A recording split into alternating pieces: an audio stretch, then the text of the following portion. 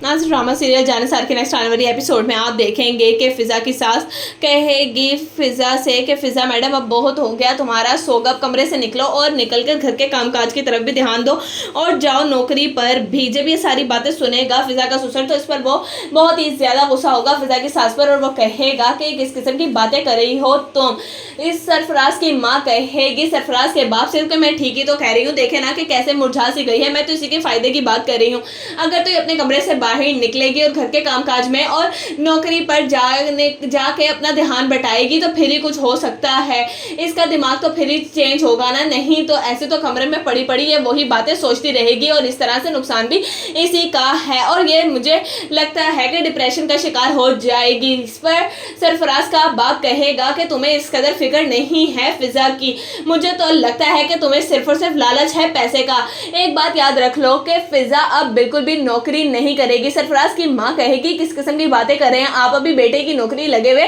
4 दिन हुए नहीं कि बहू की नौकरी छुड़वाने की बातें कर दी आपने। सरफराज का बाप कहेगा कि मैं बिल्कुल ठीक कह रहा हूँ, आखिर ज़रूरत ही क्या है फिज़ा को नौकरी करने की, जब सरफराज की नौकरी भी लग गई है। फिज़ा तो सरफराज की जिम्मेदारी है ना, तो उसको चाहिए कि अपनी जिम्मेदारी उठाए क्योंकि कुछ और तो वो कर नहीं सकता, कम से कम अपनी जिम्मेदारी तो उठाए। एक जिम्मेदारी से तो वैसे ही उसने अपनी जान छुड़ा ली है। फिज़ा की सास कहेगी